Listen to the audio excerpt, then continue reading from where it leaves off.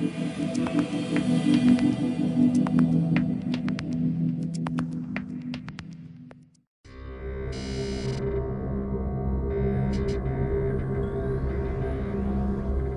mean, there is the stereotypical chemist with, the bad hair and the pocket full of pens and gesticulating with great passion about his data. We all know about that. It's an enduring image, but it's one that just doesn't really reflect reality anymore. Far from being a series of lone mavericks, modern scientists rely heavily on one another for progress. Science is about collaboration, initially with your own students. So I'm educating now the next generation, and there are awfully talented people around me. And all what they need is a little bit of encouragement. They need to learn from me the principles, but they are much smarter than I am. People come from all over the world because they have the same interest. And how many people can actually say that about their profession? Science is now an enormous team effort crossing national and political boundaries. There's a conservative Jew from Brooklyn, a Palestinian refugee from a camp in Lebanon, a Spanish revolutionary, an Italian actor who wanted to solve the molecular basis of femininity. That's the magic of a laboratory.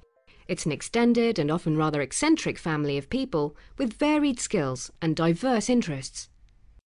Getting the most out of life in the lab relies on finding a place to fit in.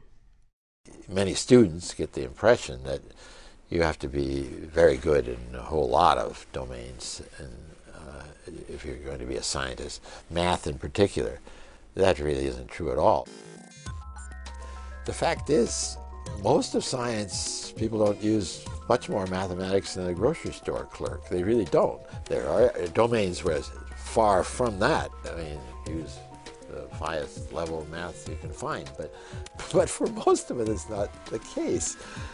Working in a team where everyone has complementary skills means that labs can tackle much larger and more interesting problems than a lone researcher.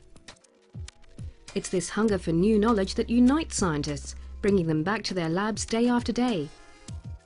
It's the same thing that has always driven research forward. Curiosity, just curiosity.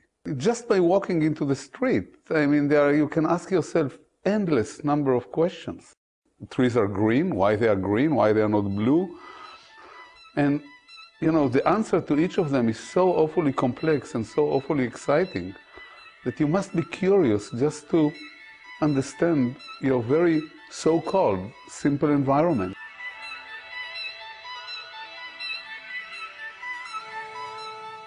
For some of us, it's just the challenge of trying to understand things. It's almost uncontrolled. Sometimes people ask me, well, what is it like? And it's like being Einstein or something. I think it's a lot more like being Huckleberry Finn. You have adventures, you don't know what the answers are, but if it's intriguing, if it's worthwhile, and it's fun, then we do it.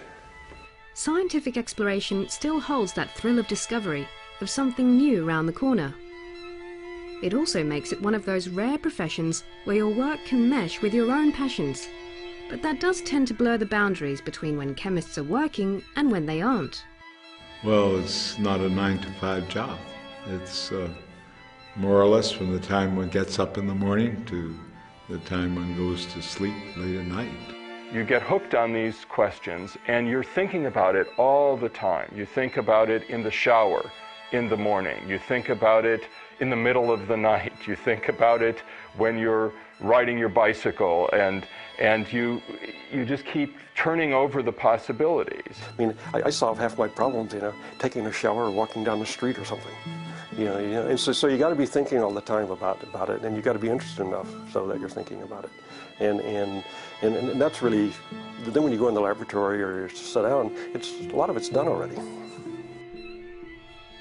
This curiosity is something we're all born with, from the first moment we ask the question, why?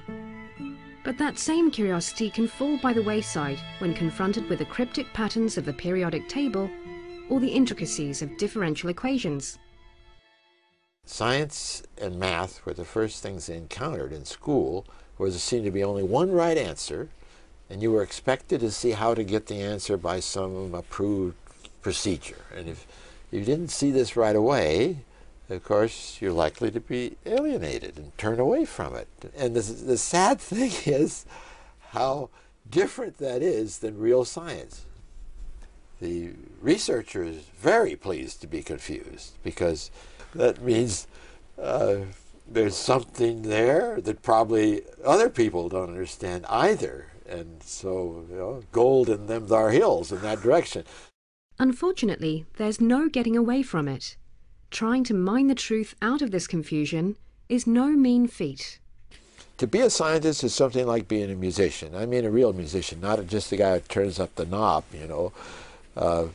You need to master your instrument. You need to master the literature in music and the culture. And science is much like that. But compared with a musician, the scientist can and probably will play 99.9% of the notes wrong, then get one right. But it doesn't matter if you now and then get the right one. For a scientist, there are no boundaries. One can grow in many different directions. And I've just found that those opportunities of teaching, of doing research, of creating new materials, of having patents, of starting companies, what an interesting life.